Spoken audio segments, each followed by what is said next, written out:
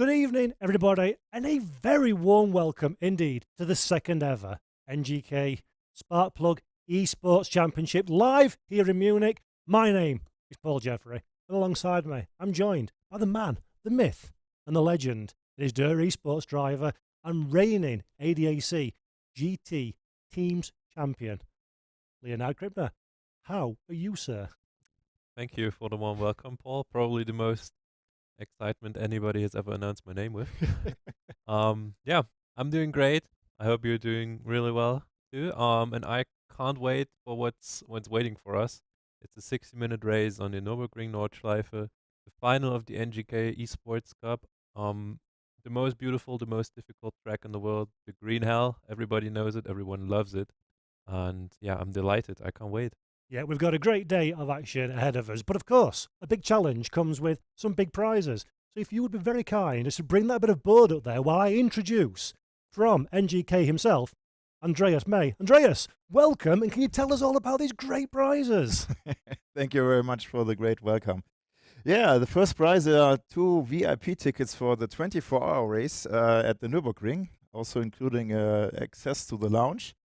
And yeah, also the second and third prize are here. So we have the Fanatec Club Sport Wheel Formula 2.5. And the third place is the JBL Quantum headset. And for the 4th to 10th place, we also have a nice goodie bag that you will get. So everybody from the 1st to the 10th place will get something. So I'm very excited, and I'm very looking forward to a great race at the Nürburgring Nordschleife. Incredible stuff. So are we. But before we get any further, I'll come back to you, Leo and Andrea, shortly. But let's have a very, very quick look at what happened last time out at the Hungaroring for round 4.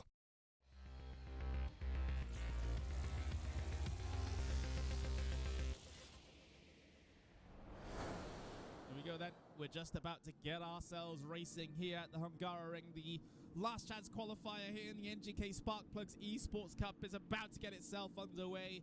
Julian Kunze from pole position brings us to the green flag. We're racing down towards turn number 1 here. It was a poor start by Leonard Carter, which allows the run from the Porsche potentially around the outside in towards turn number 1 here. Philip Pau going the long way around here on cold tyres can be very, very sketchy indeed. He's able to hang it out there. Tries to follow through in the tyre tracks off your race leader and pole position sitter of Julian Kunze.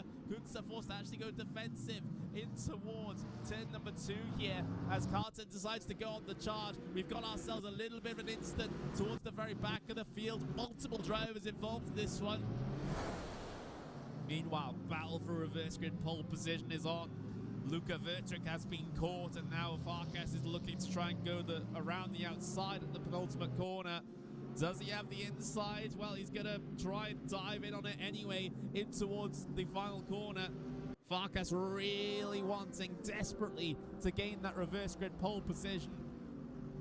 30 seconds on the clock as they head their way across the line now. Vertrick defensive in towards turn 1. The Porsche launching it around the outside once again. As Sebastian Rees sticks his nose in, it gets cut off as he has problems on the inside there. As the battle for the reverse grid pole position continues on, as Farkas, oh, he's got himself the line around the outside, and it's a spin. It's a spin for Vertrick, and it's a spin for Farkas as well. Oh, from hero to zero for Farkas there. He got himself reverse grid pole, and then he meant it himself coming off the corner. That is absolutely tragic there. Final corner now. Another big wide arc taken by the Mercedes, but it's not going to matter in the end. Julian Kunze heads his way across the line to take the first race win here at the Hungaroring in the NGK SPARK PLUG's Esports Cup. One step closer to a slot in the final for Julian Kunze. So Marcel Holock on pole position then. Rokas to be on the second row, starting P3. Christian Orban, second place. Of course, Kunzer and Carton starting P10 and P9 respectively. The final qualification round's underway. Someone's had a nightmare at the very back of the grids there. That's Craig Curtis completely dumping it into the wall as we charge down towards turn number 1. Holok on the early challenge here as he barred his doors with Daniel Parvan as Holok's completely made a mess out of turn number 1. Opens up the inside. Someone's in the wall. This is going to cause a bunch of carnage towards the very back of the field. What a mess back there. Mikael Lapanek, Vertrick's in it. Holok's in it. Oh, that could have been gone. That could have been handled so much better, folks. Still chances for Kunze to try and make this one work. We're right on board with him on the run up in towards turn 4. He's been having the habit of a bit of a look through turn 5 as well. It requires such a huge commitment to try and make this one work. He's going to get squeezed out a little bit there. Not going to be too appreciative of that. Parvan still leads in towards the chicane. Parvan still leads coming off of the chicane, but there was a little bit of a bobble, and there's the attempt from Kunze that has gone all wrong as he spins out in towards the tyre barriers and files down in towards P8 there. Parvan does have a little bit of damage, but thankfully for him, it is the final lap. So not all that much can Philippau can do about it. But after a frantic finish, it is Daniel Parvan that comes across the line to take the race win after taking the race lead early on lap number 1 of this event.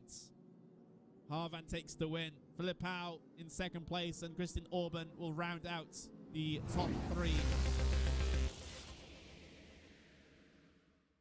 Some exceptional and dramatic racing, I am sure you will agree. And we've got plenty more still to go in this final round. Let's have a quick look at the timetable of what to expect over the course of this broadcast. We'll be starting qualifying very shortly indeed, where our drivers set their time for a standing start on the Nürburgring Nordschleife, and then we'll be heading straight into the main event, a 60-minute race.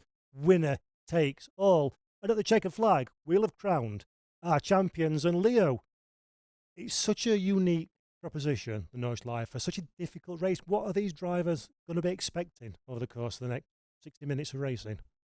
Definitely a lot of sweat. It's going to be exhausting, I can tell you that from own experience. The Nordschleife is always something exceptional, something extraordinary in that kind of regard. Personally, I think a lot of drivers will know what's on the line now with qualifying because we have no Grand Prix track on this version of the Nordschleife, so overtaking, even though the track is over 20 kilometers long, it's going to be a tough challenge. You only have 1 or 2 spots where it's really possible. So you will, if you want to have a chance at the big prizes, you really want to be at the front of the grid right from the get-go. Yeah, absolutely. And Andreas, we say it's a difficult challenge, but the drivers are up to it. They've been great this season. How has the racing and the racecraft been from your perspective? Yeah, very great. So I also watched every race. So every race was very interesting. Also some moves and some crashes. And I also have some numbers for you. So we have 3,000 drivers on the leaderboard. Wow. We have 18,000 leaderboard accesses, and we have 300,000 rounds that we driven on the leaderboard. So very, very good reputation, I would say. And we have people from 92 countries that are just on Off the globe, participating at the NGK SPARK PLUG ESPORTS CUP. So very good numbers, I need to say. So looking forward also to a great race here today, to a great final. Yeah, that's some sensational figures. And of course, there can only ever be one winner in a competition like this. In 2022, we had a great season and a great final. And our championship winner had a wonderful experience. So let's have a quick look at what he got up to when he took his prize for the victory in the 2022 championship.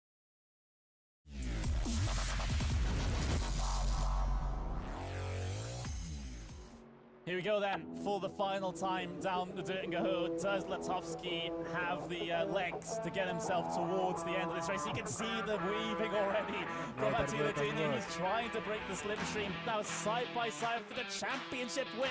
Dina has held on to it. Dina has held on. Can he hold on for the final corner as well? Just one more corner to go. Latowski looks for it. The inside wasn't open. And a mega defense from Attila Dina. Dina takes the race win. He is the NGK SPARK PLUG's ESPORTS CUP champion.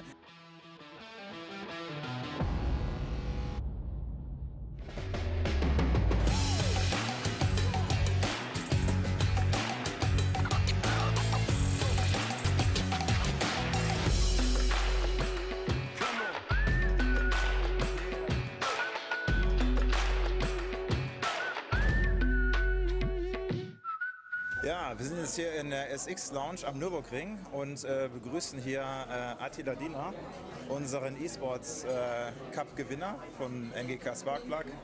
Und ja, stell dich mal kurz vor, Attila. Ja genau, ich bin Attila Dina, bin 18 Jahre alt mittlerweile. Ja, und fahre hobbymäßig Simracing, meistens RaceRoom, zwischendurch auch nochmal was anderes. Und das sehr erfolgreich, muss ich sagen, weil du hast ja unseren Cup gewonnen. Erzähl mal so ein bisschen den Weg dahin, wie es so für dich war, wie so deine Strategie war. Die Strategie war eigentlich relativ simpel, mich im ersten Rennen zu qualifizieren fürs Finale. Es hat auch zum Glück funktioniert. Und im Finale war dann halt die Strategie, ja, guck, dass du hinter dem ersten Platz bleibst. Ich habe mein Setup so gebaut, dass ich halt schön viel Topspeed auf der Döttinger Höhe habe. Und ja, es hat im Prinzip so funktioniert, wie es geplant war. Ja. Und ich habe um Haaresbreite noch den Sieg behalten. Ja, ich muss auch sagen, das war super, super spannend, das auch mitzuverfolgen. Ich war ja live im Studio in München und euch beide da zu sehen im Kampf um den ersten Platz, das war echt ein Highlight. Erzähl mal so ein bisschen, wie du überhaupt zum Simracing gekommen bist. Ja, es hat eigentlich schon im Kindesalter angefangen mit einer großen Interesse für Autos und ist dann irgendwann, ja, habe ich vom Simracing erfahren und dachte mir, hey, das probierst du auch mal aus. Das war Anfang 2017 und bin dann die erste Zeit eigentlich nur zum Spaß gefahren, halt einfach ein bisschen Spaß haben mit Autos und bin dann Anfang 2019 in den kompetitiven Bereich eingestiegen und bin da bisher auch geblieben. Und ich sehe auch schon hier an deinem Pullover, wir haben die beste Finalstrecke gewählt für dich auch, weil du auch ein großer Fan bist vom Nürburgring, nehme ich an. Ja, definitiv. Definitiv meine Lieblingsstrecke, vor allem die Nordschleife. Die Grand Prix-Strecke bin ich jetzt nicht so ein großer Fan von, aber die Nordschleife macht es einfach wieder wett.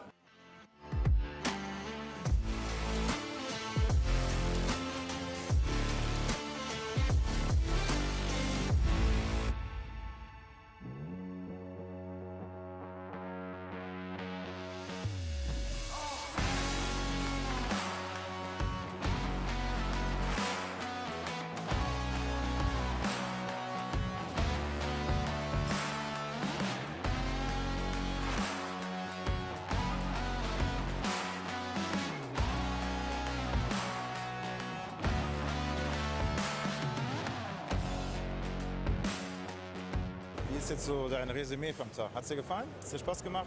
Ja, definitiv. Immer wieder schön hier zu sein. Danke für die Competition, danke für die Tickets. Ja, hat riesen Spaß gemacht. Ja, da bleibt es mir noch übrig, dir viel Spaß zu wünschen am Nürburgring beim 24-Stunden-Rennen. Ich hoffe, du hast hier eine richtig coole Zeit und kannst es genießen und würde mich freuen, wenn du im nächsten E-Sports Cup auch wieder dabei bist. Ja, vielen Dank. Würde mich freuen auf den nächsten Cup.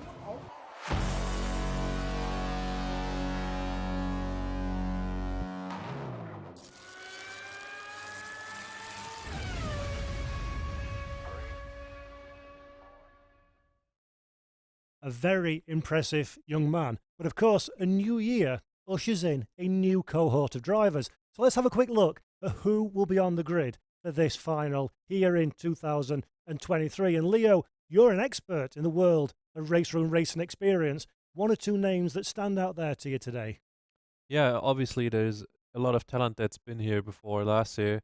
Julian Kunz, Leonard Garten, Sinan Gunay, those are also people who've previously been present in RaceRoom esports, and they're looking forward to grabbing that first championship, to moving into upper echelon of competition in RaceRoom. So a lot of young guns. Julian Kunze, one of the veterans, really, he's been here for years. So kind of an interesting dynamic also in that regard. So plenty of excitement ready for us, really. Yeah, a lot of talented drivers. They've all gone through a qualification process to get to this stage, so they're experienced, they've earned their place on the grid. And now, it's often accused of the Nürburgring Nordschleife of being a great circuit, fantastic to hot lap around, but maybe not the best for racing. I think our final from 2022, the final 2 minutes, disproved that one significantly. Let's have a look at the drama that unfolded in the grand finale in 2022.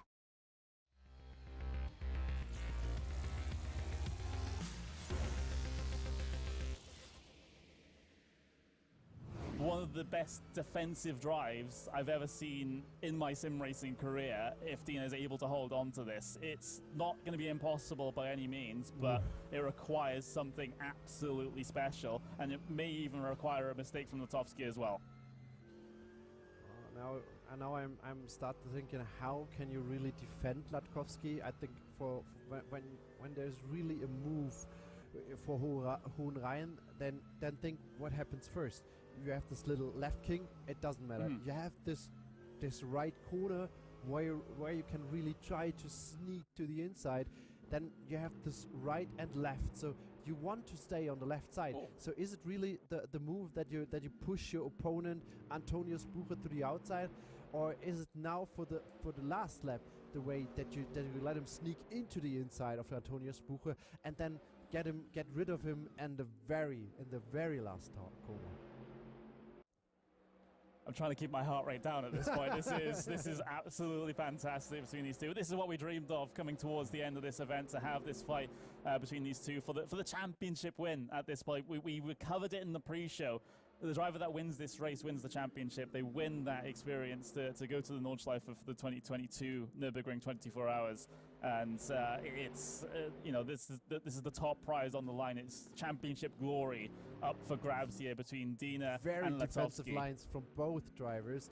Still, Dina didn't look too well from the small carousel. Now watch the understeer. That is the most important thing. Attila Dina had a good run to Schwalbenschwanz. Here we go then, for the final time down the Nürburgring. Does Latowski have the legs to get himself towards the end of this race? You can see the weaving already from Attila Dina. He's trying to break the slipstream, but I think it's going to be in vain. Look at how close that Latowski's getting at this point. He's got to go for glory. He's got to go for the race win and the championship win now. Which way does he go? Driver's right-hand side, coming towards the end of the race now, side by side for the championship win. Down the hill here at the Nordschleife, down into the SS section. Dina has held on to it. Dina has held on. Can he hold on for the final corner as well? Latowski's all over him, coming through this entire section. Just one more corner to go. Latowski looks for it. The inside wasn't open, and a mega defense from Attila Dina. Dina takes the race win. He is the NGK SPARK PLUG's ESPORTS CUP champion in an incredible finish.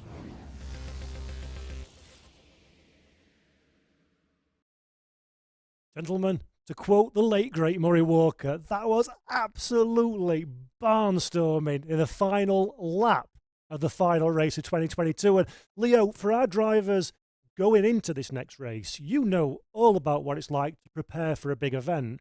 What are they going to be doing? What are they going to be going through now to prepare themselves for what should be a bonkers 60 minutes of racing? Yeah, so I think everybody has these kind of routines, a kind of thing you go through before every important race, basically. So some have a last bit of food, have a drink or something. Some go to the toilet, like things people need to do at some point. Everybody has these own things to get into the focus, to really be concentrated for 60 minutes straight, and the Nordschleife is no joke. I think everyone who ever turned a lap on it knows that. So it's really important to get into that tunnel vision, really.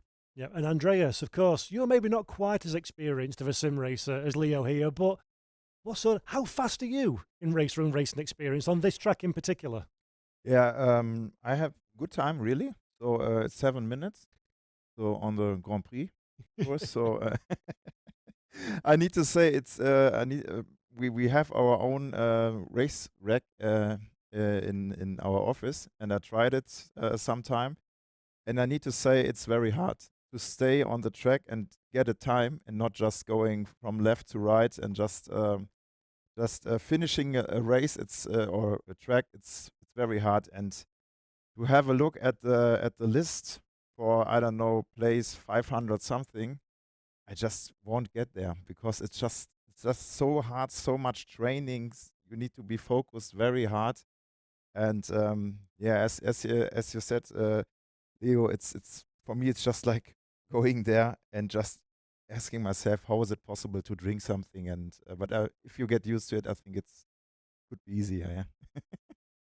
Yeah, it's the level is sensational of all these drivers. And as you say, the times, not just today, but also throughout the competition, have been so competitive. And I'm hearing, gentlemen, in my ear, that qualification is well underway now. So I reckon it's time for the talking to stop and for the action on track to begin. So let's head over circuit side and see how our drivers are going on, setting their times ahead of the race that is happening in a few short moments' time. And here we go, Leo, already warming the tyres up. How critical is it to get the car warmed up on a lap this long before going for the time attack? I think on this track, with the length of the outlap, it's especially important to not rub off the tires too much on the outlap. So it might be the case that the tires are cooled down by now, so people are weaving on the Dettinger Höhe, on the long back straight of the Nordschleife, to get temperature back in, what we've just seen. And what we already can see behind Cody Nikola Latkowski, who's been fastest in the practice session, is that someone's trying to get into his slipstream. Obviously, great strategy if you're not now it's leaving a bit of a gap, but obviously slipstream might also be a factor in the Nordschleife with a lot of these straight and these fast corners. We know GT3 cars don't punch the biggest holes through the air. It's often been remarked by drivers, in sim racing in particular, it's quite difficult to pick a draft up, but with so many corners, 154 corners at the Nordschleife. In reality, what does it give you an advantage to get a draft off the car in front, or is it going to compromise you more through the turns than you're going to benefit from the straights? I think on this layout of the Nordschleife will definitely give you an advantage in RaceRoom. So, but as we've seen, I think people are rather trying to get a bit of a gap with the guy in front. So in case something goes wrong, which could be very likely on this track, as we've mentioned before many times, it's so difficult. People might end up in the wall or on the grass, and you don't want to be in the trajectory when people come back on the track. And that's a very good point, because there is so little runoff. It's a very old school circuit, for want of a better way of putting it. A small mistake can lead to a very, very heavy contact, can't it, with the barriers? And as you rightly say, you're following somebody closely, you can very quickly get wrapped up in their accident. If you were in this race, what would be your strategy for qualification? As we see, there's only 8.5 minutes left. So the thing is, you will only get one try at a flying lap. So you really want to make sure that flying lap is decent. Maybe not go all out, not go 100%. I've heard some real race drivers never go 100% on the Nordschleife anyways. But yeah, you want to leave a tiny bit of margin. So in case you make a mistake, you can still make it stick on the track. At least you don't throw away the complete lap in that case. So focus is really to get a solid anchor lap in. The one who risks most and doesn't throw it away, he might end up on pole. So I suppose that kind of leads me, conversely, you're saying about getting a bank lap in, which is absolutely right, to set a representative time. How important is qualifying? It's a 60-minute race, it's a fairly long one.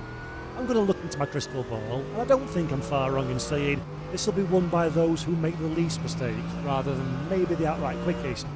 How important, how critical is quali for a good result today? Because don't forget, top 3 where the big prizes are won. Yeah, like obviously if you start at the front, there's not a lot of cars running in front of you, and that also means that in case something happens, you're not in the way of that. So if you're up front, a lot, as we see already, someone is standing on the left of the track, so mayhem starting already basically. Yeah, if you're up front in the grid, there's not a lot that can go wrong in front of you.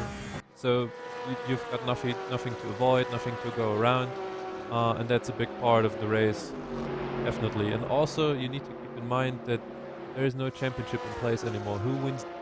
The winner of this race is the winner of the championship, as we see Julian Kunze going down the hill, going up the hill towards Mutkurve. Yeah, you want to be at the front of this race because championship points don't matter anymore. And just look, we saw the picture-in-picture there of Kunze. Look how calm he is behind the wheel, and that's the experience, isn't it? Experience as a racer on this platform around this circuit as well. It's all about conservation of movement, isn't it, rather than being on your tiptoes all the time. Yeah, not too much unnecessary movement in the car. Keep it nice and steady, especially through this fast part of the circuit. German name Mutkurve means corner where you need a lot of bravery, and that's what it is. You almost go flat out, just a tight lift, maybe a shift down to fifth gear. So really, you need to keep your composure and keep the car on track there. Yeah, it's a real test, isn't it, of skill, experience and also nerve for these drivers. And just while we're waiting for the times to start coming in and the provisional grid starting to form, I want to say a big hello to everybody out there on the internet watching on the RaceRoom YouTube channel, the NGK SPARK PLUG channel on YouTube and RaceRoom Facebook as well. It's great to have you with us. Feel free to drop any questions in on the chat, and Leo and I will do our best to answer them as we go through the course of this broadcast. I'm seeing a few of you posting there already as well, so hello to everybody that has joined us for what should be a very exciting indeed 60 minutes of racing. But we're still waiting for the main names and times to come in. And are we expecting, Leo, any surprises in this qualifying? And by surprises I mean maybe those who don't anticipate being at the front being a little bit braver with their banker lap than some of the more established names. That might be the case actually, but obviously at this point we don't know yet who's in that position, who's trying to follow that strategy. Practice times showed that especially Cody Nicola Latkowski and Leonard Carton were fastest on pace there, so the two of the guys to look out for now in the next couple of minutes. But obviously the grid is stacked. A lot of people can move up the grid here. So it's just about keeping it clean, getting that lap done. And as we see, first people coming down the back straight to Döttinger Höhe, and Cody Nicola Latkowski is in the slipstream of another car. Yeah, this is going to be critical for the lap time in the Porsche. One of the surprise choices, I think, for the front runners coming into this race based on what we've seen over the course of the championship so far. Actually bump drafting Yuval Rosen, that is, I think. So both kind of gaining time through that, maybe even some teamwork coming in here, I could imagine. It's interesting to see the willingness to take risk at this stage in the race by doing that sort of thing. It can pay off, but it can also backfire spectacularly if you get it wrong, can't it? But I'm also really impressed that people are also working together here. So normally, being lone wolves on the racetrack, you find an ally basically to push each other in qualifying. As Cody Nicola puts up 30.8, which should be a decent first lap. But here, Julian Kunze third place, over 2 seconds off. I think that time by Latkowski is going to be really tough to beat. And of course, we've still got 3 minutes and 20 seconds left on the clock. So if you start your time before the checkered flag falls, you can then go and complete that lap. So there's still... Not on RaceRoom, actually. Time goes to 0, that's the thing here. Oh, it's game over. It's game over. So that's actually interesting for strategy as well, isn't it? Do you get out of pit lane straight away, or do you buy yourself that bit of time so you're crossing the line at the right time? Which is, all these things our drivers have to put through their mind while also delivering on what is basically a one-shot shot. And who seems to have a really good shot is Leonard Carton, who had 2 really good first sectors as you ride on board with him through Schwalbenschwanz.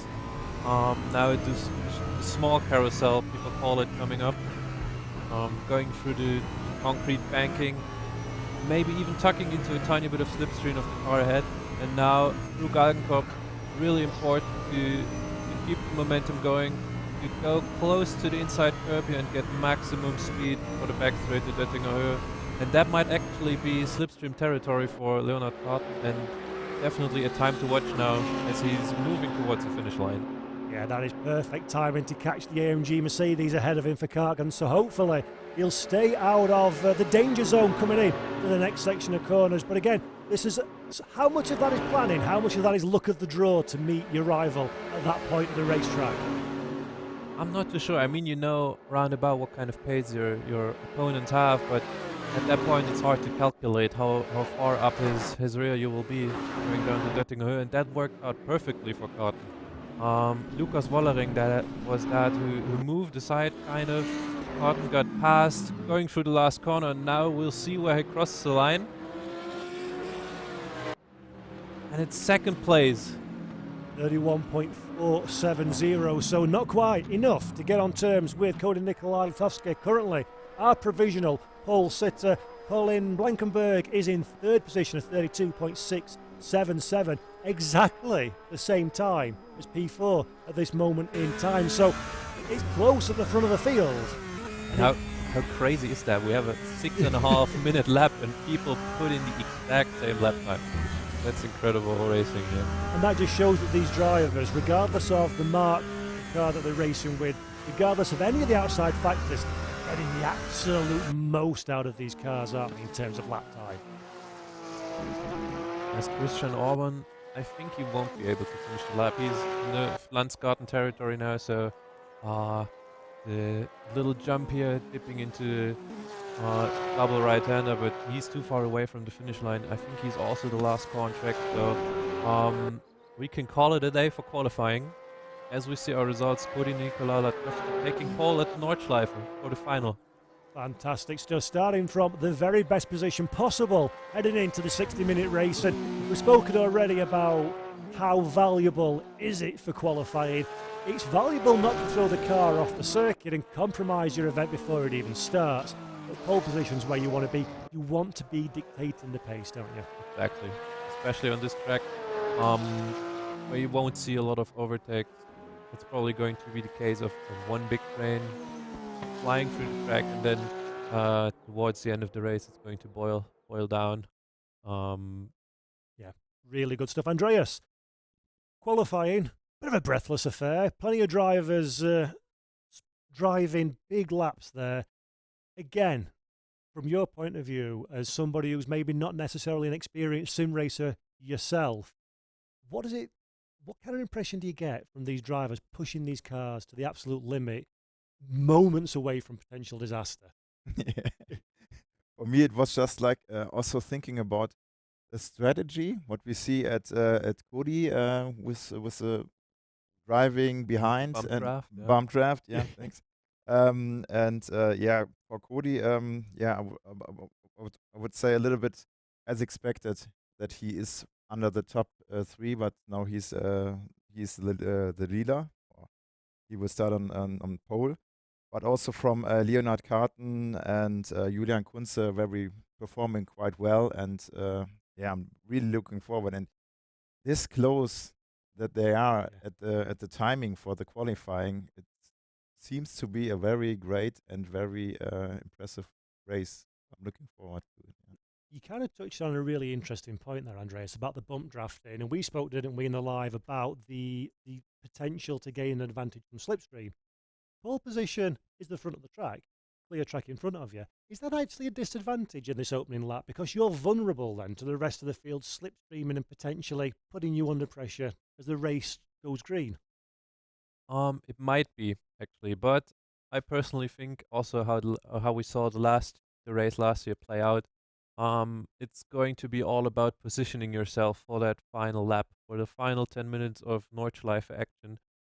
As we saw, it was a bit of a fight around who's going into the last lap first, who's second, and then you try to give it your all for that one try down the back straight, the Döttinger Höhe, going around the outside or the inside, whatever your opponent's giving you, and trying to stick it up there. That's the only real opportunity I see. If not, if Cody has the pace, he will be able to maybe get enough of a gap between himself and the other cars so he can run away with that. But I don't know how that will play out. How big of a difference is there is between the pace of the drivers? You get in this commentator game easily. Stay on the fence. Don't know how it's going to play out, so it could go both ways, and you're never wrong. But Andreas, I want to ask you before, because we're not far away now from hitting the track for the race. Heading into this one from head office at NGK Spark Plug, what were you hoping for from this race? What are you looking for from this event? Is it just a case everybody putting on a good show, and how do you hope this one pans out over the next hour?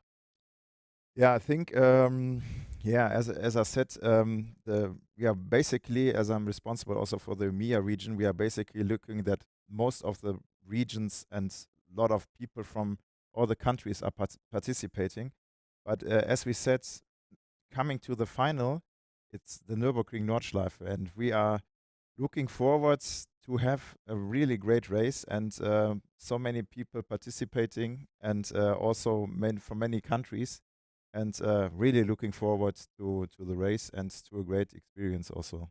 And as we have some changes to the first eSports Cup with some cars that you can choose in a lottery that we have, this is also a big advantage that we have this time for eSports Cup. Well, we'll find out in a few moments' time as we're about to go racing. But before we do that one, just to remind you all, you can join us on YouTube, on RaceRoom Racing Experience YouTube channel. We're also on their Facebook channel and the NGK Spark Plug YouTube channel. Or you can join the conversation on social media. Hashtag Ignite the Track to get involved in the discussions and all the news and the excitement that comes from this fabulous eSport competition courtesy of NGK Spark Plug. And engines are revving already. The lights flashing on screen. We've got just under 1 minute to go before we start. Any last shouts? In fact, we are starting now, in fact. So there we go. The race is underway already, and that is a great start from fourth position. Orkunza there, just about making his way through the field and making a couple of early places up. And this is immediately the opportunity, isn't it, Leo, for the drivers to get a quick advantage and find their way through some of the slower starter traffic, because standing starts are not what you normally get in a GT3 car, so it's a bit of a step into the unknown for these drivers. Yeah, especially the Porsche 911 here, with all the weight on the rear axle. It's got a bit of an advantage at the start, standing start on RaceRoom, and as we saw, Yuval Rosen perfectly used that to his advantage going past Leonard Carton. But as you mentioned, Julian Kunze also with a perfect start, gaining 2 or 3 positions there, and as we can see, no sacrifices yet, no one died. Someone mentioned in chat, no one died, so pretty clean start, just what you want to see for this long of a race. Yeah, fantastic stuff. Great driving from all of the drivers on track to keep it nice and clean as we stand. I'm glad everybody was a little bit sharper to when the lights were going to go green than I were in the box. Completely missed that one, but we got there in the end now, and we're looking back from our race leader. Currently in third position, converted that pole position into an early race lead, but as we spoke about in the pre-show, vulnerable now to the slipstream from the cars behind. And it's a little bit like NASCAR racing, isn't it? If you get offline, if you start to be overtaken or you're on a suboptimal line, how tight this field is, it might be 1, 2, 3, 4 cars making their way past. Yeah, you can't be caught sleeping here on the Nordschleife, especially with this level of driving.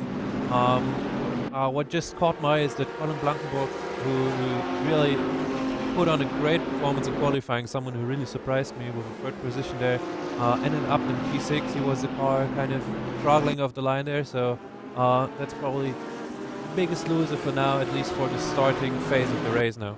Yeah, a little bit of wheel spin off the line can be critical in these close competitions. We're looking there at Leonardo Carton now.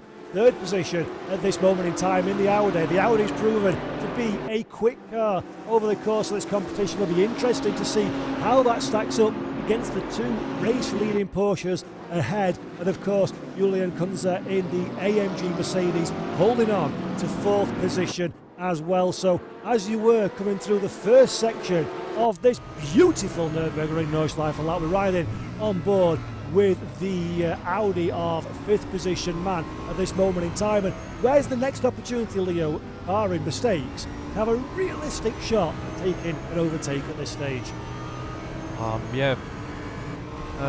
No pressure for me to give you that one. Put you on the spot there for me to tell me. Tiny bit, yeah. I really think the next, like from here on now, like you might be able to if you get a better run out of the back work, which was the last corner we went through the right-hander. With a bit of slipstream, you might go up the inside. Oh, as we can see, into Bergwerk. A bit of fighting around the B21 region. Greive against Linus Grise, there must be. And now going uphill, if you have a bit more momentum than the guy ahead, going into the slipstream, you might be able to go side by side into the fast left and into the mood over, which we saw before in qualifying. Again, it's always, like we said, and I'm sure we're going to continue to say, it's about the bravery pillars. Again, too wide, but the AMG just doesn't quite have enough grunt off of the corner and has to drop back in behind the Audi. Talking about brave, I think Riese put 2 wheels on the grass there. Kevin Estra-esque, it's Philipp Greive also going wide on the exit there. So, as we can see, people are giving it their all here. Yeah, that's what we love to see. The cars are the heaviest, they're at the coolest at this moment in time as well. The tyres not quite up to temperature, the fuel's still going to get burnt off because it's 1 hour worth of racing in. I want to ask you a question, Leo, that I meant to ask you before we came on air, but it slipped my mind. An hour on one tank. That's going to be, for some of these drivers, a little bit tight, is it, or are we quite comfortable? From my memory, I think our race on RaceRoom, normally it's these short, spicy sprint races, so this is definitely a longer one. I haven't done one myself in quite some time, but I think you should be able to make it without refueling. That also means that your tires stay on at the end until the end of the race, which normally in those short sprint races isn't too much of a problem, but I can imagine that especially towards the 40-minute, 50-minute mark, that tire wear also might become a factor, and Porsche always is a bit harsh on the rears because of the weight distribution with the car. As Georgiev goes really wide in YouTube corner there, touching the gravel on the outside. Yeah, so tire wear might really come into play at the end of the race for certain cars. And I think it's doubly important, the tyre wear on this track as well, isn't it? Because on a quote-unquote traditional circuit, you lose grip, you lose a bit of lap time, you have to go defensive. On this track, you lose 5, 10, 15, 20% of your grip. Dangerous corners become wildly dangerous all of a sudden, and it's very, very easy to make a mistake, isn't it? So the drivers are really almost got to manage a living, breathing thing over the course of the race. It's not just about going quickly. It's almost rally-esque, because there we go, we see very, very dangerous move. Gets the position taken just about, but that one, sir, is a little bit more luck than judgment, methinks. Linus Grise is definitely on a mission. He's taking no prisoners, he's giving it his all. You can see twice through the grass now, in the course of one single lap. That's something we will talk about later on, I'm sure. He wants to have a goodie bag, I guess. Yeah, quite definitely. But as we can see, especially at the front now, you can see these gaps are slowly starting to grow, and especially behind Leonard Carton, Julian Kunz is already 1.6 seconds away, and that's out of the slipstream window. So the top three, Latkovsky, Rosen, Carton, they have this first kind of breakaway now.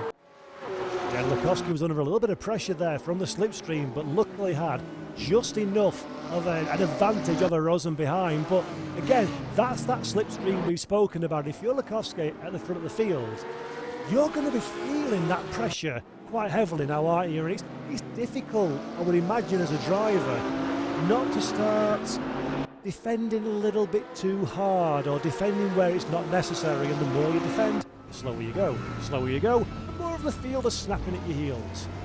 I think especially like these guys, there are no new people to sim racing. Latkovsky, Carton, Rosen, those are people who've been in the esports scene before now. So I'm sure all of them are aware that now is the best point in time to really build a gap with the guys further back. And that also means working together to some degree. So you yourself can have a chance at the win later on, not get others involved. You don't need those other 3-4 people getting involved fighting for the victory. So that's why I think all of them are deciding now is a good position to break away and just let the 3 of us get to work later on in the race. Yeah, absolutely, all these tactics that go to mind. And Andreas is still with us actually, so I'll have a quick word and throw to you, Andreas Fakad. What are you thinking of the track action that we've seen so far? It's been rather exciting at the front of the field, hasn't it? Totally, yeah. I'm very happy that there are no big crashes happening at the beginning. So this is something I was a little bit afraid of, that something could happen at the beginning. But yeah, also looking at the first Cody and Rosen and Leonard Carton, it's so close at the top. So yeah, it's very great race, very great race that we see here. So all the people that qualified are coming together, and then you see what happens on the racetrack. So best racers that we have and on the NGK SPARK PLUG are there, and great race that we see, and they are also all close together, and it's also fun to watch. Yeah. We see Marius Zapp here going head to head with Steph Kremers. Steph Kremers was one of the drivers who qualified to the series through the point system. So we had the 4 qualifying rounds at Spa, at Aragón, at Dubai, and at the Hungaroring. Of each of the rounds, the top 4 drivers qualified immediately for the final, and then we had another 16 drivers joining them through a point system, like in your average racing or sim racing championship. So at the end of the day, we have 32 qualified racers. 30 of them made it on the server and are going to work, as we can see, as Kremers really gets close to Zabdir's rear right now. Yes, Zabdir's under pressure at the moment. He's doing well to keep the car neat and tidy, but Kramer, he's got the body language of that AMG Mercedes at this moment in time suggests that he's very, very keen to make his move, get past the Audi and start closing the field in front. And it's such a long lap with so many corners, you can't really afford to drop too much time, because quickly you fall out of that lead train, don't you? And that's the problem that Steph's got at this moment in time. And that Audi is probably the widest Audi you're going to see in Germany at this moment in time. Look how close they get in. Will he find an opportunity? All we can see is the rear splitter, and this is critical moments for these two drivers. One small mistake from the car ahead, and that is 2 cars off into the barrier. Kremers just shows his nose to the inside. Not really an opportunity. Uses the grass on corner exit as well as he tries to carry the speed into the next section of racetrack to get that momentum. But the Audi, a little bit neater, a little bit calmer, is just pulling away at the front of this pack. And Leo, while these two squabble, look who we've got behind. We've got the rest of the field closing in to make a 2-way fight very quickly into a 4-way battle. Yeah, your George Gorgiev, who also has plenty of support in the chat, I can see, pulling up from behind. He's closing the gap. As we've mentioned, people are fighting, people are getting close. He actually just lost the position to Sebastian Rey, the commentator's curse, also present here. Yeah, as you can see, even though the Nordschleife is such a technical and tiny track, we still have a lot of movement, a lot of swaps of positions going on in the grid. And asking the chat guys, who are you supporting the most? Who is there a little fan club of Mr. Georgiev, or are there other people you're supporting? Let us know.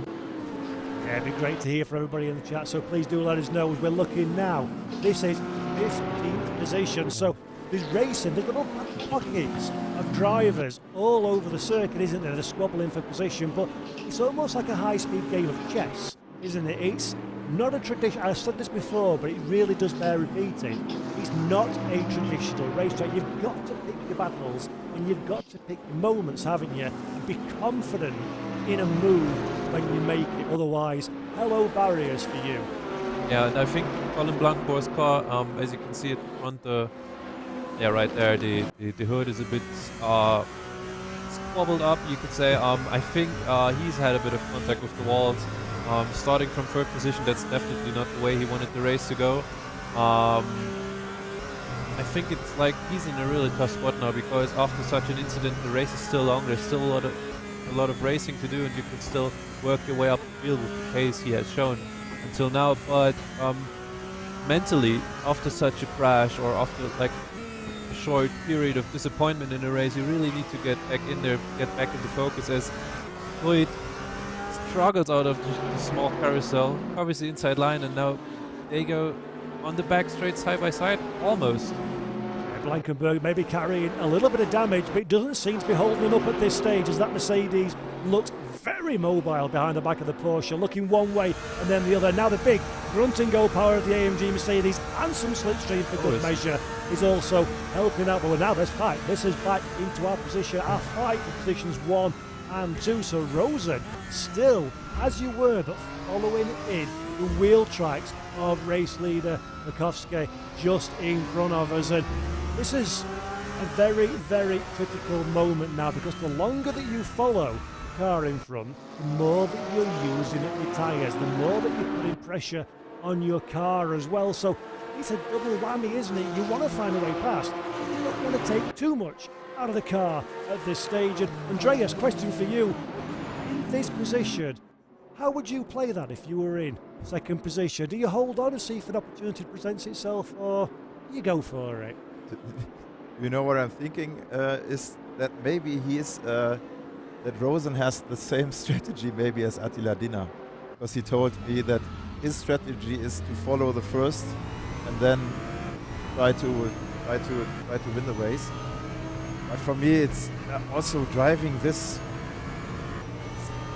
bumpy driving. It's just like you need to have a reaction time that is, I don't know, it's awesome to see how they managed this. So someone going off there. Big package of cars around V20, V21 there. And that must have been Luca Wüttrich going a bit wide in the Hatzenbach area then. But things are back in order, back in the train, going up to the famous Flugplatz, one of the 2 jumping opportunities on the Nordschleife where the car literally loses a bit of contact to the ground. Roland Zen, one of the fan favorites from the chat, bit of time for himself, you could say, on the track. He's got a bit of a gap to the front, bit of a gap to the back, so really got to focus, push, and catch up to the guy ahead now. And we see him really calmly navigating the car. And you know, actually, you've kind of answered the question I was just going to ask you. Isn't it remarkable to see how calm some of these drivers are? Calm both in terms of how much input they're putting into the wheel, but also just an expression on their faces as well. Anybody who's normal when it comes to not e-sport drivers like myself and probably Andreas as well, we would sort of be clenching our teeth and holding onto the wheel tight in a concentration face. Sweating. Yeah, these guys, it's just like they're sat watching the FIFA show on television. It's a nothing moment for them. It's like, how is that, Leo? Is that just a mentality, or does that come with experience and confidence? Or you know that you will be filmed. Yeah, also or true. Zoom yeah, is on. Exactly. I think it's a lot of concentration, really. You don't, if you focus on performing on track, there is not a lot of space in your head to do other stuff. You really need to put all assets you have together and focus and bring them onto the track. And also, I think Bruno Spengler mentioned it in the podcast or something, that sim racing actually, because you don't have the physical movement of the car, because there is not really a lot of stuff distracting you. You have to. You can and you have to put 100% of your focus on track. That's also what makes it a bit more demanding mentally in that sense to real racing. Obviously not in all ways, but in that kind of sense, sim racing really is a demanding e-sport. Yeah, absolutely. We just saw a little look up there from Yaroslav Dmitriev down in the low 20s as we're going back once again to Joval Rosen, second position, a little bit further away on this occasion from our race leader Lukowski in first place. But again, that's more about the racetrack and the accordion effect. And there we go, he loses. Rosen loses the rear of the car, spins it around, contact with the barrier. He's got to be cautious now on the rejoin, make sure he doesn't collect one of his rivals, but that is a massive disaster for Rosen. Second position, down in the 7th, almost collects one of the AMG Mercedes as well for good measure, and there is damage on that Porsche, but more to the point, he will be kicking himself for that simple mistake. You can see the emotion. Oh, he's furious. How do you recover, Leo? How do you recover? I'm sure you've never made a mistake, sir, in your career. Imagine that you did. How do you recover so quickly in the heat of a race after that? I've done way too many of them, to be honest. But yeah, honestly, there is no time to kind of get back your composure. thing you have to do is really try to find your mental way back onto the track.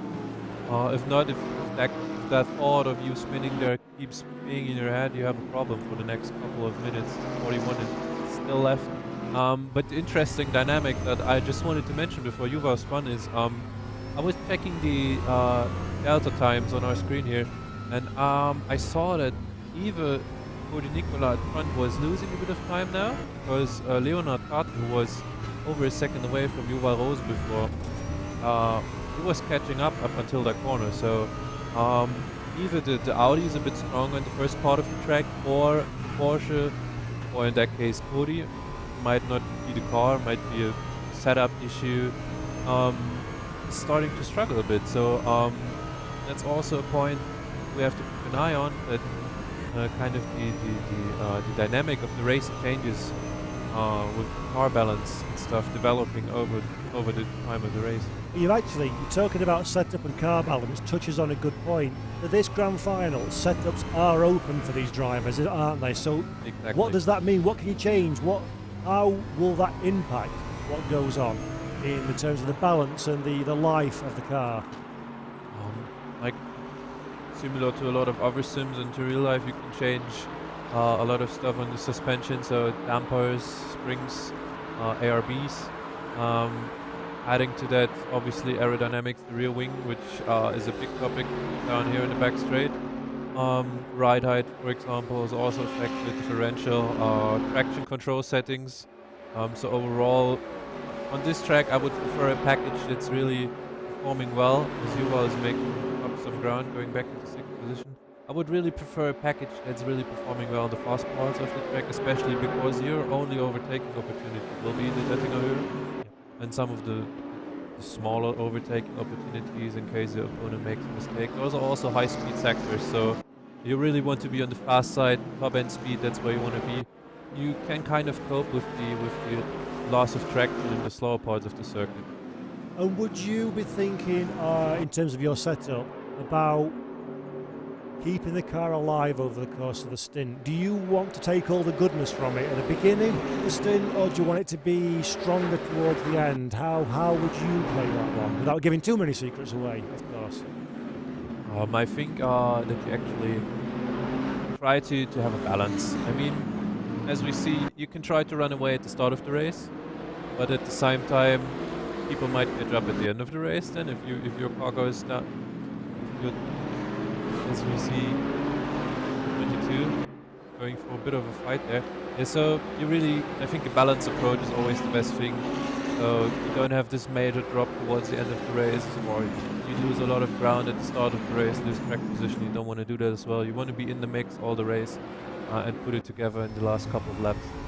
We've got a little bit of a fight going on here now. We're riding on board with Enzo Filippo in 12th position, trying to find a way past Georgiev just ahead. So Audi versus Audi, too wide down the back straight. This is not going to be a very nice place to be. There we go. Great driving by Georgiev, just to recognise when the move has been done and allow his rival enough racing space, and that puts him under pressure now from Daniel Berker as well. So this is what we're talking about, Leo, isn't it? You lose one position, you get off track or you get off line, and then all of a sudden, like a train, everyone's passed. And that now Foxhole also, before the fast left-hander is named Schwedenkreuz, those are parts of the track where if one of the guys doesn't dip out of the move, it's going to end in tears. And as we saw, Mr. Georgiev, he showed a bit of racing intelligence there, backing out from the move to keep his chances, but also in the same sense the chances of his opponent alive, really. Yeah, absolutely. So 12th position is the reward at this moment in time. Daniel Berker behind in the AMG Mercedes as well. So Georgiev currently in 12th place, lost that position to Filippo just ahead.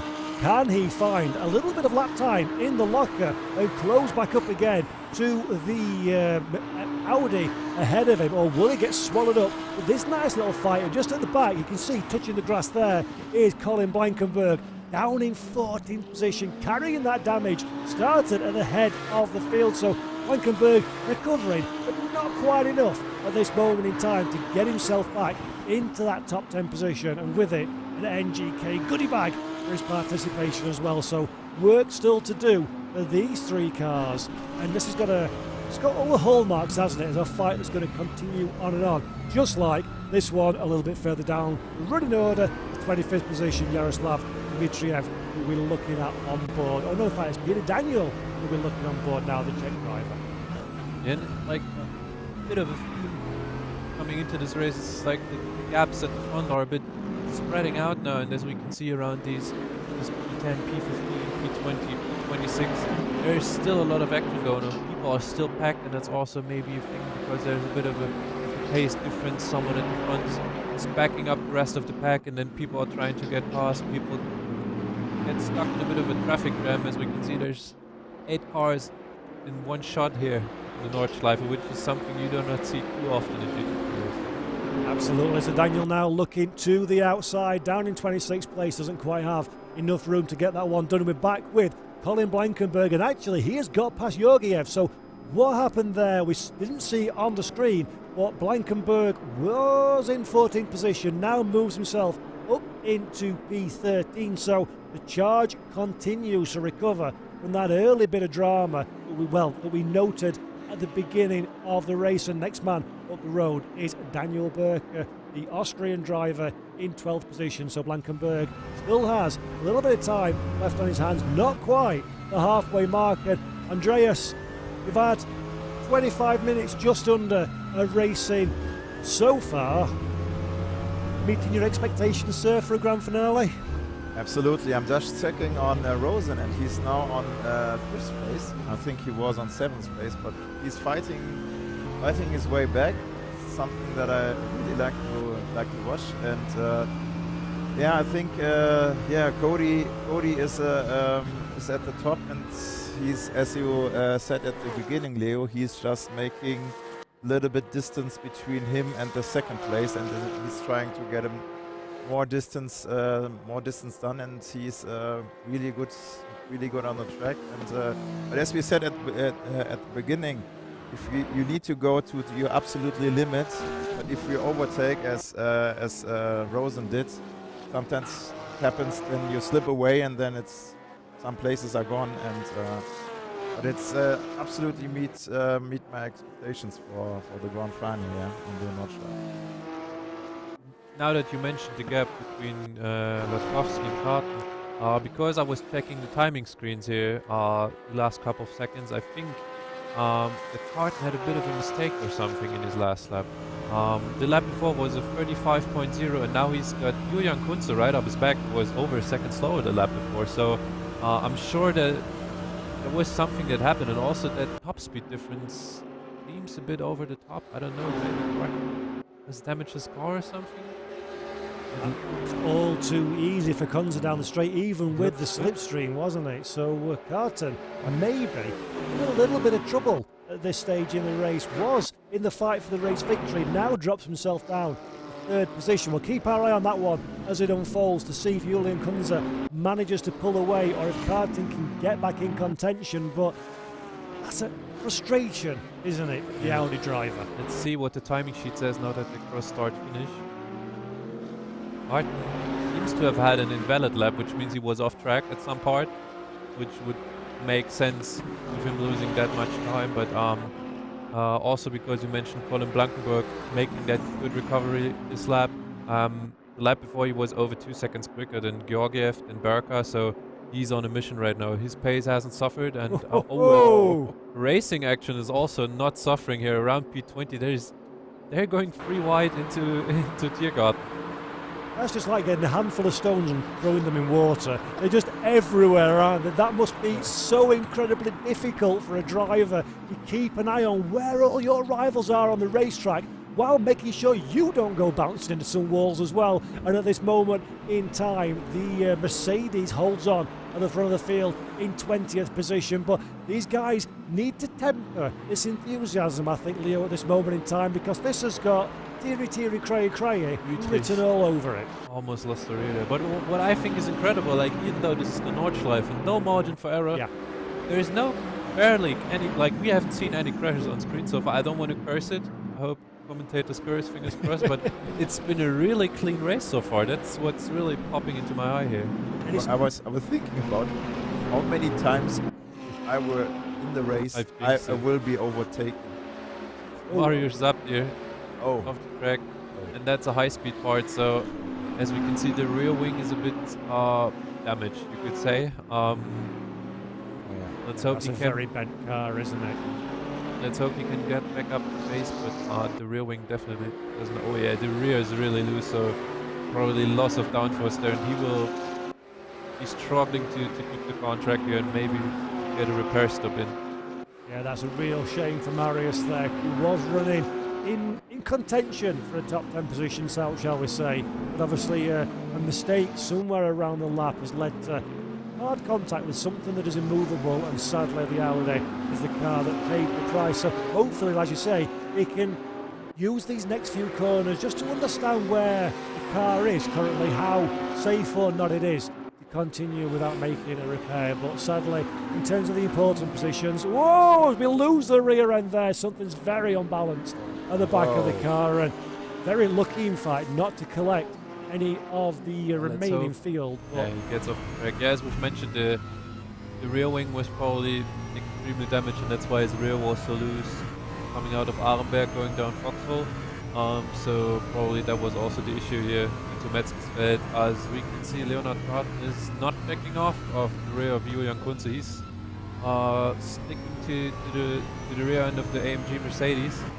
And I'm curious to see if both of the two will keep fighting, or if they will work together kind of to close up the gap to Cody. Because if they keep fighting, the gap from Cody to Julian already is at 3.8 seconds. So more fighting might mean the end to their hopes at an overall victory here.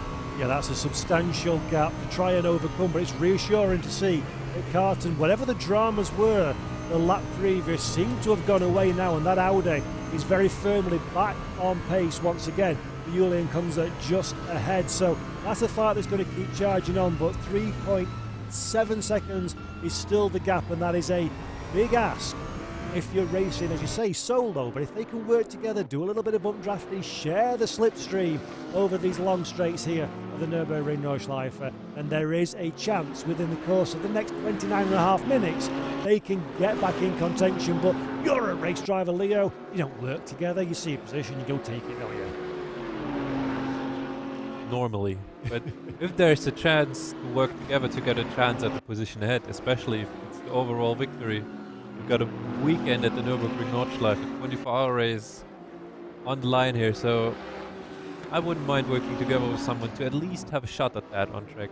Leonard Carton, also someone who's been in esports competitions for a bit of time now, one of the younger guys who's really been making a name for himself, and like I think he's one of the guys who really needs one of these bigger success moments to really unlock the next level, you could say. Something like push your confidence. That's also a big part here, not just in real racing where you need the confidence in your ability in the car. It's the same here in sim racing. If you know you can do it, you can do it again and again and over again. I was thinking about Leonard Carton and Julian Kunze are also at the Hungaroring first finishers, so maybe they get used to each other.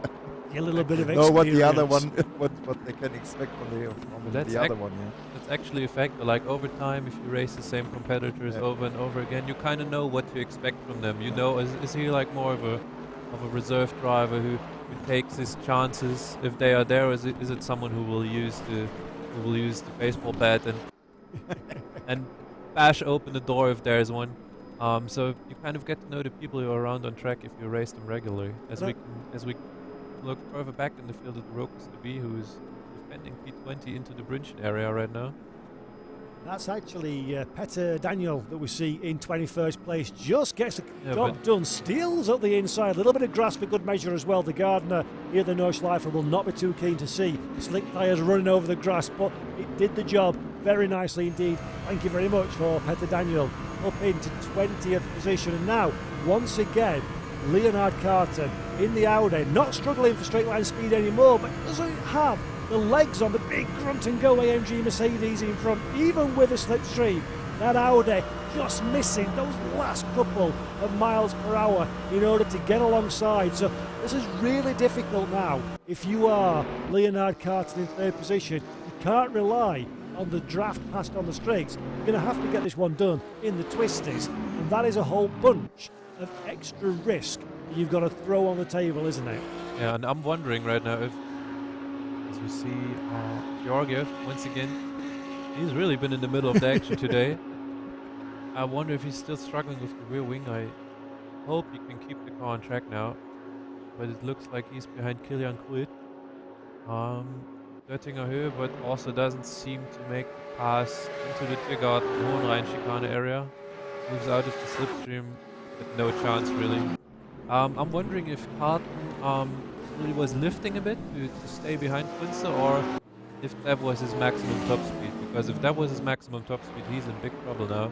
He will barely have a chance to get Kunze, but really my feeling is that he's I know that he's a smart driver. My feeling is that he maybe was lifting a bit, so to not cause any tension, to not cause also Kunze the feeling you're safe, I'm not attacking you.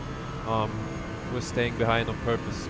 And I think that's quite an important message to give to your rival. If you do want to work together, you want to give them confidence to not slam the door shut, to say, yes, let's work together for a lap or two. Let's see if we can do something about that gap in front. But at the moment, 3.9 seconds is the deficit to our race leader. So whatever they're doing is not working to close the gap down yet. But as we enter the second half of this race, this is when we're talking about setups, isn't it? And developing the car to come alive over the course of the stint. As you start to burn off fuel with Porsche, we know, becomes a little bit spicy, I think it's fair to say, when it's running light on fuel. That changes the balance as well. So all these aspects come together, and what we've seen up to now, all the notes that we've taken in this first 35 minutes of racing, very easily they're thrown away. The balance and the racetrack changes as the race progresses. Yeah, especially that now that I saw on the timing screens that Carton was actually matching Latkowski last lap. Kunze wasn't, so I'm pretty sure Carton could go faster, but right now he's in the weird spot. If he wants to go past, he starts fighting, he starts losing time. Kunze isn't faster than Latkowski as well, so struggling to close the gap, so he's in a bit of a weird situation now with 25 minutes. That might still sound like a lot of time, but with this level of competition, this level of driving, I think it's going to be hard to close a gap now if something decisive doesn't happen within the next couple of corners. If something happens, as we learned, then maybe the race is open again.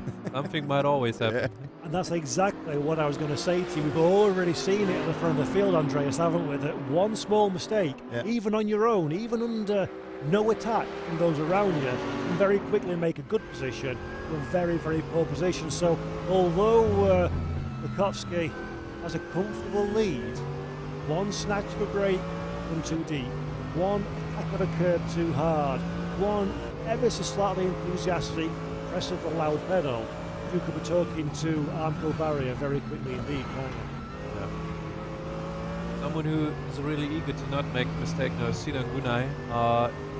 Right behind Mihai Nek, both also veteran names in the RaceRoom eSports. Sinan Gunay, I remember raced with him in the Remus GT3 Championship. They're both really fast drivers, and as we can see, they're going head to head. Both green AMG Mercedes going up the hill, but now is not the time for an overtake. I think he's going to wait for the right opportunity in one of the later parts of the track and look for a decisive move there. That, gentleman, is the definition of a commentator's nightmare. Two exactly liveried cars in close competition with each other. So hopefully something changes soon and there's a little bit of breathing space between these two to make our job a little bit easier as we're riding on board the back of the 6th position car. Mihail Neg currently holds that position. Behind you can see Sinan Gunay in 7th place, trying to find a way past it. Again, so difficult, chaps. Exactly the same car. The only difference is how you tracked it over the course of this race and the setup you have got on it. And Andreas, question to you. If you were racing, would you want to be racing against the same mark that you're driving so you know what you're up against? Or would you want to be racing against something different and use that opportunity to assess where the strengths and weaknesses are? I would say I would try it out really to have something else. So I would try it out, yeah. But as you said, maybe you don't know how the setup of the other car is, and this is something that is very interesting. And maybe you learn what the other guy is doing to his car as you are following him, or yeah, maybe in the front. Then you know how he changes setup, and if you pick up your own setup the best, then you will find out on the Nordschleife. As we've seen last year, even the same cars can have very different setups, very different strengths and weaknesses. And putting a different mix of cars just multiplies that really. And of course, Leo, it may be just a singular driver in the cockpit for this next 60 minutes, but it's a whole team effort behind them as well, isn't it? So it's not just one person going out there doing it for yourself. Tell me a little bit, because obviously you're part of Dürr Esports. Going into a race like this, what kind of support network do you have around you? How does it work for an event of this calibre, entering the race in terms of the prep, the setup? Oh, hello, we've got a little bit of contact there as BC goes and says hello to the barriers, but a light touch, a little wiggle, just to make sure things are pointing in the right direction. But back to my question, Leo, if I can, please. Yeah, for example, Grisi's driving for Miniti Racing, just like Sebastian Reh, who's also in the race. I think they also picked the same car, if I'm right. Yeah, no, Reh picked the AMG Mercedes and Grisi the Audi, but normally, as Rosen is close to Zöhne, trying to get an advantage on the top speed, but can't really make it stick around the outside. He's really fighting. Yeah, he will have to line up again and go for another try next lap as we are about to cross the finish line once again with 10 minutes left. Yeah, if you have teammates, there's obviously two factors. On the one hand, you exchange information. You know how fast your teammate is, which might help you if you're struggling in one part of the track. You will find out at that point. So you can work on kind of your weaknesses, driving-wise, but also setup-wise. If you have two different cars, it might be difficult to help each other out. But for example, if two drivers of the same team pick an AMG Mercedes, as Daniel goes for a lick down Döttinger, but also has to back out of it. If two drivers of the same team pick the same car, you obviously can work together on the setup. For a race like this where you have a few weeks of time before the race actually starts, especially in sim racing where you've got unlimited testing time, you can put in so much work. I can remember for DTM Esports we put in hours and hours if the time was there. So and working as a team of two, you always have the option to try different stuff at the same time, which really speeds up the working process. You get different ideas from other drivers who maybe have a different approach. So that really helps. For longer races, you might even need a race engineer. Like right here, it's pretty straightforward. You don't have pit stops, no refueling, no new tires. But for endurance races, you might actually need racing engineers. And I think some of them are also interested of what Cody has for a setup. This is very interesting because it's a big gap.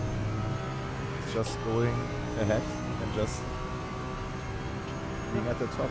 Gents, this is an interesting fight. So Rosen has got himself up into fourth position. That is the red Porsche that you see. We're looking through the windshield now of Nico Cernel at the moment. So Rosen, nip between the teeth, after that bit of drama that we saw earlier on, he's not let it get to him. He's not let it get his head down.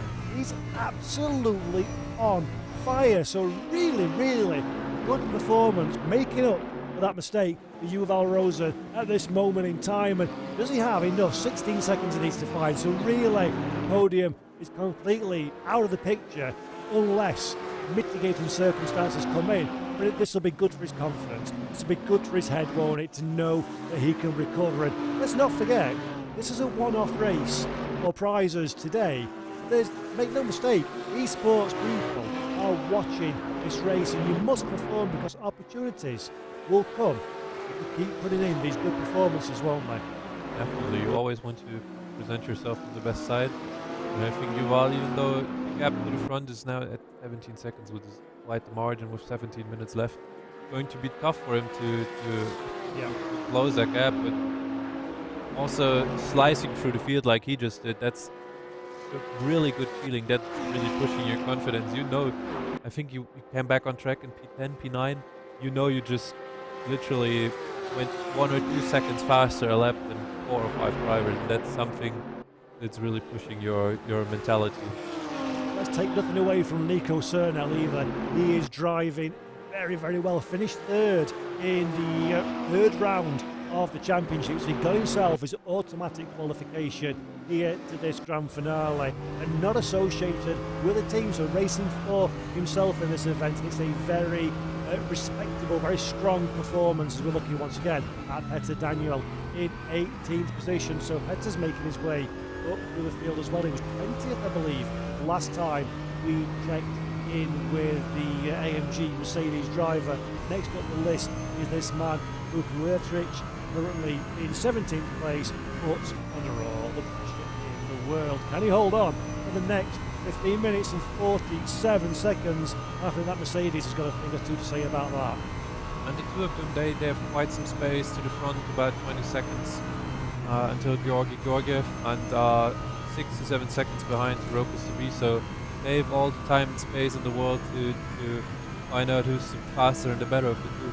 You know what it's like. Give a little bit of a comfort blanket to a driver, and they kind of almost go out of their way to ruin that for themselves and have a little bit of unnecessary contact. So we'll keep our eye on this battle as it continues to unfold here on the Nürburgring Nordschleife for the NGK SPARK PLUG Esports Championship Grand Finale. Make sure you drop us a line on our YouTube feed here on the RaceRoom Racing Experience YouTube channel, the NGK SPARK PLUG YouTube channel, and of course the RaceRoom Facebook page as well. We'll do our best to give you a shout out if you drop us a question in. We'll try and answer them over the course of the next 14 minutes and change. And of course, hashtag Ignite the Track to follow the conversation on social media for all the news, drama and feedback from what has been a sensational race. So, just under quarter of an hour left. Leo, has this one unfolded so far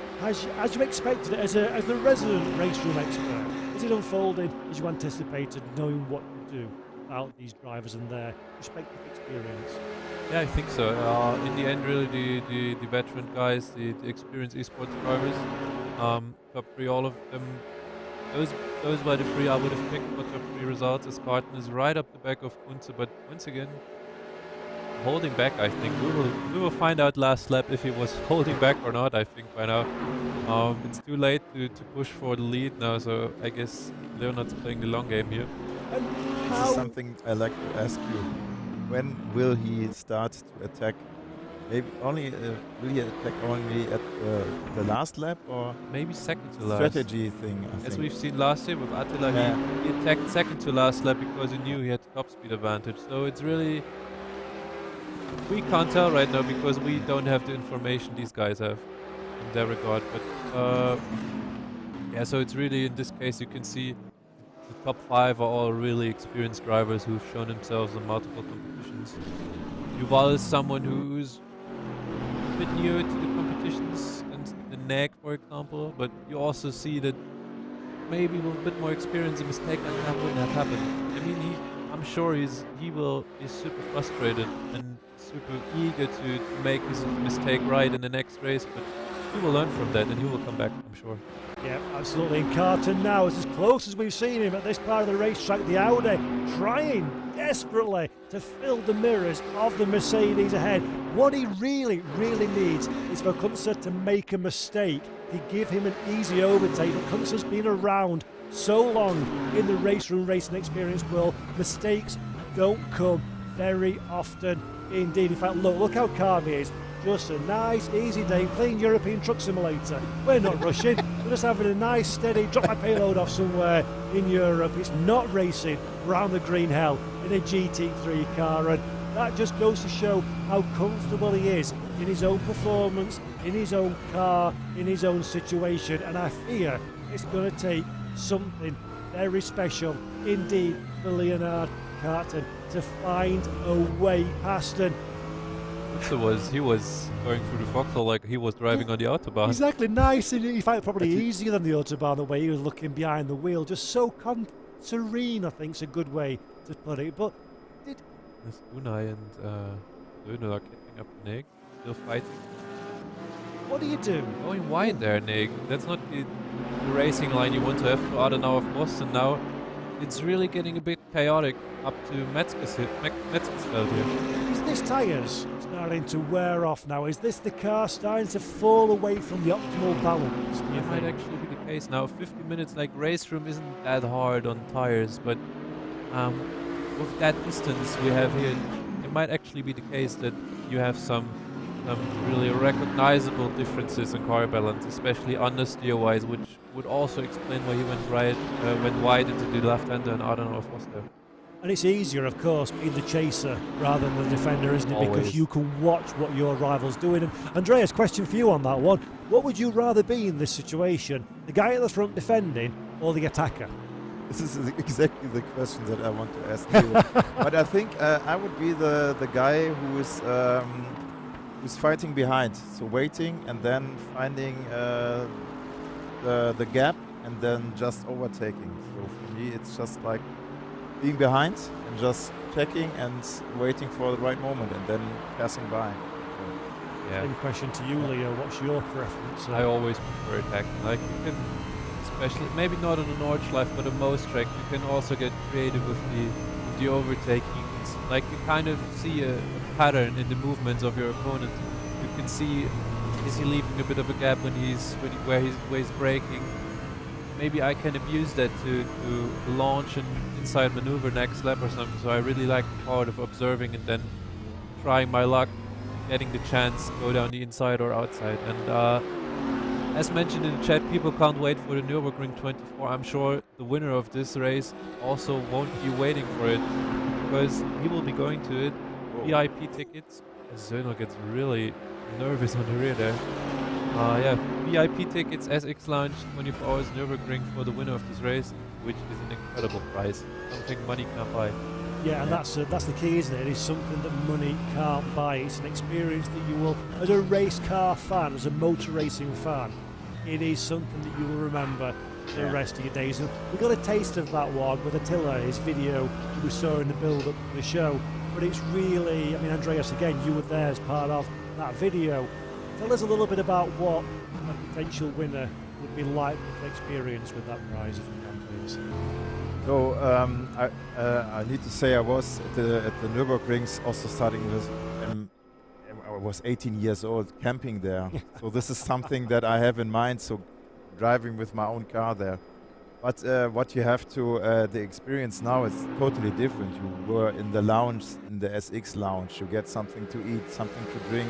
You can go to the hotel, have a rest coming back, having a walk through the through the paddock. It's a great experience. So it's as comfortable as it can be to be at the 24-hour race, to be in a lounge.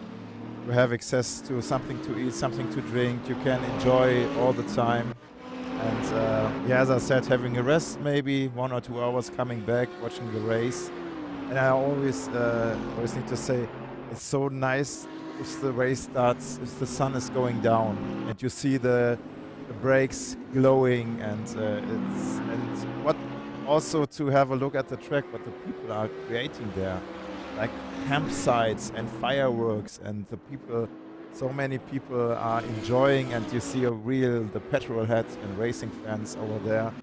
And it's also part every time for me to go also to the campsite. I know if you have the opportunity to go to the lounge, it's cool, but also to have a look at the real campsite and walk around and seeing all the crazy people. all the crazy people and all the petrol heads. Yeah. Martin's still holding back here, so Okay. we will have 2 more laps. So a lap is about 6 minutes and 35. That was the last lap of Cody Nikola Latkovsky, so he crossed the line before 7 minutes. That means we'll have 2 more laps. So from here on, it will get really interesting. But as you mentioned, Andreas, nothing matches Nürburgring Nordschleife at 24 hours when it comes to atmosphere and stuff like that. I think Absolutely. especially coming from Germany, like for someone who's into motorsports, You need to go there. you need to go Sure, there. yeah. It's a must-have, and the experience to go there, have VIP tickets, go there for free. That's something like some small kids dream of, really. Yeah, absolutely making memories, and they cannot put a price on that kind of thing. Experiences are what make life such a rich tapestry. As we see someone there jumping, is that there Filippo jumping down pit lane? So maybe there's a little bit of drama. Does he make contact with the barriers? Is he bailing out of this one? Just on the outside of the top 11. So real shocker there in the final couple of laps. Maybe because it's a bit close with time, I don't know. Maybe people miscalculated fuel. that might actually be the case. We had this last time, yeah. If Cody is going much faster than people expected, and I know that with this kind of lap time, it gets close towards the end of the 6.5 minute lap time. It might be the case that there was just a tiny miscalculation. And that's exactly what we're speaking about right at the very top of the show, isn't it? Will these cars have enough capacity to do a 60-minute flat chat stint? Of course, no safety cars, no virtual safety cars, full course cautions, all mandated pit stops. We're seeing Cernel now on the attack.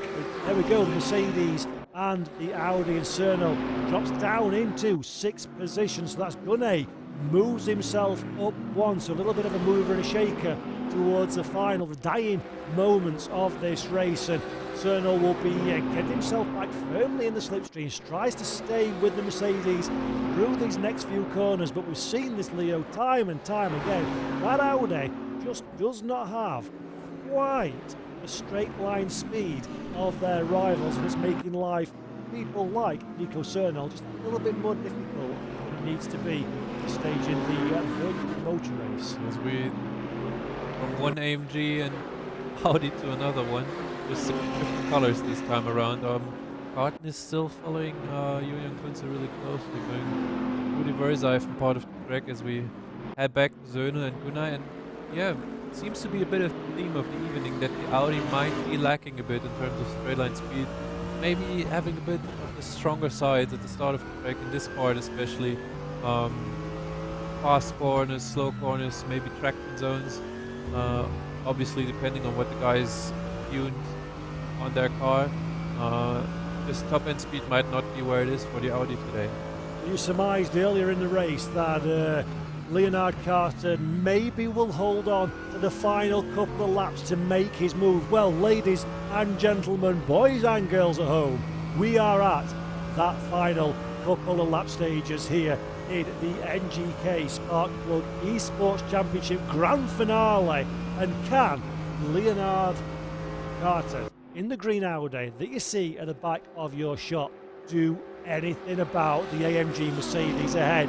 Time is rapidly running down on the clock to make a move happen, and it's going to be critical moments. I'm going to look in my crystal ball, chaps, and I'm going to say in 2024 this will be the highlights video that we look back at in the grand finale, because this has got a golden race written all over it in these final few moments. I really hope so.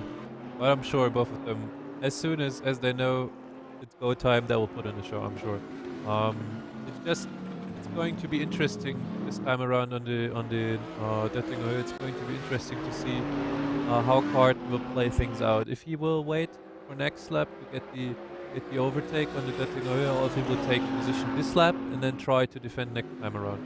So, what would you rather do? Is it wise just to get the deal done whenever you can and maybe try and get an advantage, or do you hold on to the Döttinger and then if you don't get it done, it's game over? He's trying to stick down inside, going towards Moon.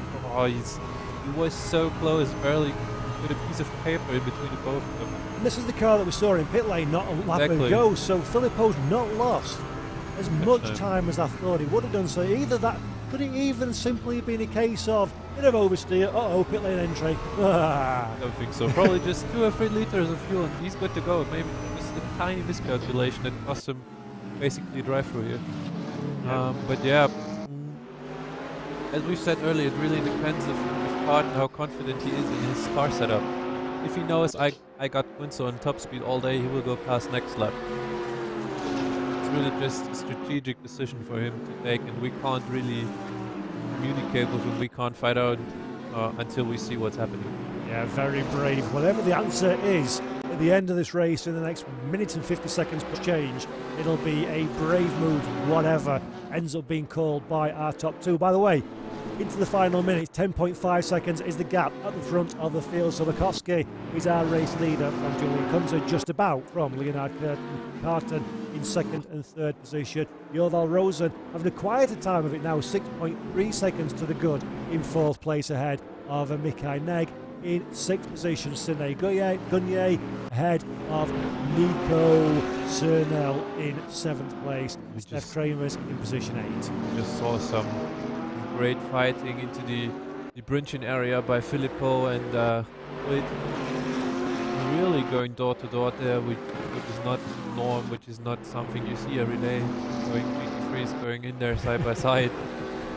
It's really some exceptional stuff. And Cart, he's staying behind. We're already past the parking lot for the tourist drives now, so he won't launch an attack this lap. So it will all boil down to what's going to happen in 6 minutes and 30 seconds. I can't wait. Andreas, who's your money on between 2nd and 3rd position, Kunze or Carton? It's very hard. Carton, you just went past. You just went past. So there we go. It's a box. Oh, another bit of drama it's with a fuel issue. fuel. I'm certain it's a fuel issue. So this is exactly what we said at the start of the show. It's going to be marginal on fuel, just and look at that. Final lap, in you go. This is big drama here at the Nordschleife. Steph Kremers as well, who we're looking at now in 8th position. I think he made a move as well or lost a position. We'll look at that one in a minute. But where does Julian Kunze come back out on track?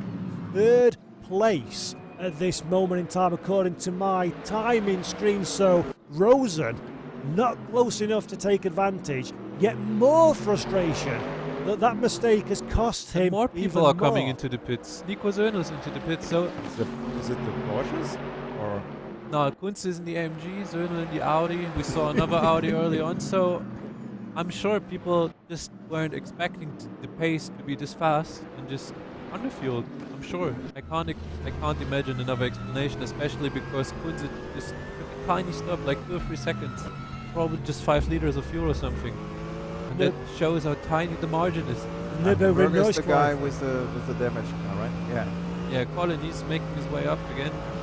It's a gift that keeps on giving this race, gents. Now as we're down into basically overtime, so we're waiting to finish what will be the final lap of a 60-minute race. Big question, does Cody Nikola Otovsky have enough fuel in his car? We've seen people, it's too late now, we're past pit entry, so you've got luckily, he's got 15, 16 seconds away from Carton, so he can afford a bit of lift and coast, and he can afford to be a little bit conservative if he's running marginal, but this is the longest we've seen him on screen. This has been a dominant performance from the Porsche driver. Really. Sometimes at the 24-hour race, some other racers are bringing the cars back to the if they're getting crashed or something. But I don't think somebody will do this to Cody. As Mr. Feldhead in the YouTube chat said, it's never over till it's over. And but as you mentioned, I think Cody has got plenty of space to play with now. He's got all the time in the world to save fuel, as long as he's paying attention to his fuel level. I think, I don't want to jinx it, but if he doesn't do a mistake now, this race is his. And after his performance last year, where the win was ripped out of his hands last second, this is really a bit of a redemption arc for him. And also Carton, I think, the gap of Leonard Carton is huge from Latkovsky. Kunze caught up a lot, so I'm not too sure if things are said and done yet. I think We'll find out when the checkered flag waves, because as you say, Carton is hemorrhaging lap time at this moment in time, as we see Philip Powell just get a little bit squirrely through one of the corners, 12th position, holds on to that 12th position, so not under pressure at this moment in time, covers the inside line, gets the run off the turn, does the Audi, and holds on to that 12th position. But Carton, Leonard Carton, dropping 21.4. I looked a few moments ago, that was 20 seconds. So is Carton nursing the car to the checkered flag? 4.5 seconds he is ahead of Julian Kunze behind. So Carton not over yet, 22 seconds now behind our race leader. I'm trying to track his eye movement. Is he always looking down? Because that's possibly so. That's why the fuel. He's also. This sounds like a bit lower revs to me. Short shifting, not quite as aggressive on the throttle pedal. He's definitely saving fuel. Oh, yeah, he's braking yes. very early. He's in trouble. Oh, this could be. Oh no, this doesn't help as well. I hope. Oh, this is going down to the wire, ladies and gentlemen. I can actually feel the hairs on my arm are sticking up a little bit now. And right in the mirror, Julian Kunze is coming back. He probably was desperate and frustrated. Yeah, so this is not over for second and third position. We're looking back now from Julian Kunze in third place, 3 seconds just under away from Leonard Carton ahead of him. So this is all on the second position. 60 minutes of racing comes down to the final few corners. The second and third position, Cody Nicola Latonske out front of the field is stroking away with things now. 24 seconds to the good. The battle is who will come on the second step of the podium, and Kunze now can see his rival in front. I've got a feeling this is Julian Kunze's for the taking. If he can just keep pushing, will Carton not only on to second position, but actually the question is, will he make it to the flag? I'm sure he will make it. As mentioned in chat, Lucas Vollering. Throttle as hard as he wants. Lucas Vollering, one of the drivers who retired as car, he just mentioned all Audis and Mercs have to save a lot of fuel, and probably Kunze and Carton weren't able to save enough. This is big drama. So just goes to show that you need to push. You need to keep your alertness right to the very end of this race. And now, if you're Julian Kunze, Leo, what do you do? What do you do? Do you make the move? Do you not know what your rival's in strife? How do you play these final few corners? Just to risk it all, go all out. Go all out. Depends how much you want a headset versus how much you want a steering wheel, I suppose. Depends which one you've got in your armoury already. But this is big drama, gentlemen, in the final few moments. Oh, he's also into slipstream territory now. He just gained 0.8 seconds going into Schwalbenschwanz. I just hope Leonard Carton is not going to stand still before the finish line. That would break his heart definitely, and also my heart, I have to be honest. But let's see what happens on the Döttinger Höhe now. Yeah, we've not got long left to go, but just keep an eye out that 8 seconds in arrears is Jurval Rosen as well, so he's not a million miles away if Carton suddenly has to go into coast mode. And there we see now second and third position separated by absolutely nothing, as we see Kunze goes to the inside. Does he get the deal done? Yes, he does. Nice and easy. And we can see Latkovsky going around the last corner, and Paul, he wins the NGK Esports Spark Plug. Fantastic stuff at the front of the field. A dominant victory for Latkovsky at the front of the field. Julian Kunze just at the final death manages to hold on to second position. A couple more corners to go. Carton now giving everything he's got in that Audi. Does he have enough into the final turn, through the last corner, hard on the loud pedal, and Julian Kunze takes second position. Leonard Carton in position 3, and that, gents, was spectacular. Fantastic racing right to the checkered flag. This is something what I need to see, what I want to see. Yuval Rosen in 4th, Mihai Nek in 5th, and we can still see Berka and Pruitt going for it for 12th position. So even in the middle of the pack, there's still people sticking together after 60 minutes of racing on the Nordschleife. And that actually is an incredible feat, isn't it? Because let's not forget, this is arguably the most difficult circuit in real and virtual races. We go for last contact between the two cars. The Porsche just about holds on to it, but doesn't quite get the deal done. But again into the final corner. Does he have the run? No, he doesn't. As you were across the line, 12th and 13th position, right to the very checkered flag between those two. Berka keeping his exposure there. Wow. But what a finish. Yeah. Who would have imagined? Oh, people are still racing. Fantastic. A gift that never gives, that keeps on giving, It really. really is such a large circuit, isn't it, that by the time you've come to the checkered flag, you're too busy giving out platitudes to everybody at the front of the field, but lower down, we've still got plenty of battles unfolding as we're looking now. 20th position, that is Schubeck, Lucas Schubeck in position 20. Can he hold on down the Dottingerhoe to the car behind, which is Roland Sen, a few tenths of a second, and they come to the conclusion of their race. Pop up. There you go, guys. Oh, take a moment to breathe. That was rather quite enjoyable, some might say. Latkowski, Absolutely. Kunze and Kart in the top 3, then Yuval Rosen with a great comeback drive, Mihajnek 5th position, Sinan Gunay 6th position, also great drive from him, Steph Kramers, Colin Blankenbock, also great recovery from him, Sebastian Reh and Nico Zönel the top 10, who will receive prizes from NGK and our partners. Then Enzo Filippo, Daniel Berger, Kian Gullit, Lepanik, Riese, that's our top 15. And wow, I need a breath, guys. That was exciting. Yeah, that was absolutely brilliant stuff, just like we expected coming into the show. And Look at that. look at that. And I have the honor to put Cody Nikola Latkowski's name on here. Yes, you've got your big pen. Make sure you don't smudge with said big pen while you're writing down the winners' names. And we've got a board for first, second, and third place. And of course, just to remind you, the first place prize, even get my teeth in, is those VIP tickets. And I'm hearing in my ear that we have actually got our race winner. Have a quick chat to celebrate his victory. Cody, congratulations! That was dominant. How do you feel? Thank you. I feel very relieved considering what happened last year.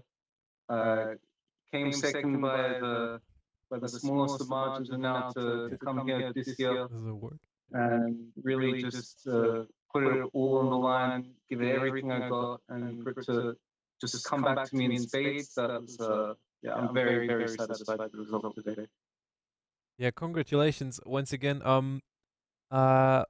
Because setup was a big talking point today. What was your approach? Should you go for the low downforce setup with the high top speed, or were you focusing on the slower parts of the track, getting the traction, especially with the Porsche, who is really good in that parts naturally? What was your approach today? Well, with the setup, it was more like trying to find a nice equilibrium where it wasn't being dragged too much on the straight, because Porsche inherently has bad top speed. I was trying to maximize that, not making it too unstable. So I need to have a look at the ray, to have a look at the dampers, the spring ray, make sure that the car is still stable at high speeds. I think I kind of got there in the end. But yeah, mostly focusing on top speed. The Porsche itself is very good in the twisty stuff. And just making it comfortable enough to drive over 60 minutes. So Cody, when you're at the front of the field by such a big margin that you were, how does that affect you in terms of pressure? Because, for want of a better way of putting it, it's your race to lose in that situation. How hard is that mentally on yourself as a driver? Well, I guess for someone that's doing this for the first time, it would be a bit of a lot more pressure than usual. But I've been through plenty of these kinds of races myself, so I've had some experience, and I know that there is something in the back of my head that's saying, okay, you need to maybe let off a little bit. Doing fine, you shouldn't keep pushing. But I've learned to kind of fight that mentality. I need to keep pushing no matter what, keep going for the next corner, because at the end of the day, if I'm not trying to beat the guy that's next to me, I'm trying to beat myself. So for me, that's how I try to become a better driver. And, once you create a gap like that and start leading, I just find, okay, get in a groove, keep pushing, and just do the best you can. Well, you did Really well done. absolutely fantastic. You got a great prize, and also this very, very cool trophy indeed, which if I had room in my bag, I would steal and take on the carry home, because that's very cool. So, Cody, congratulations. Amazing performance and a richly deserved victory. Well done, man. Thank you very much. Have a nice evening. Brilliant. Thank you very much indeed. And It was a very good position indeed, wasn't it? It was absolutely checked out from pole position.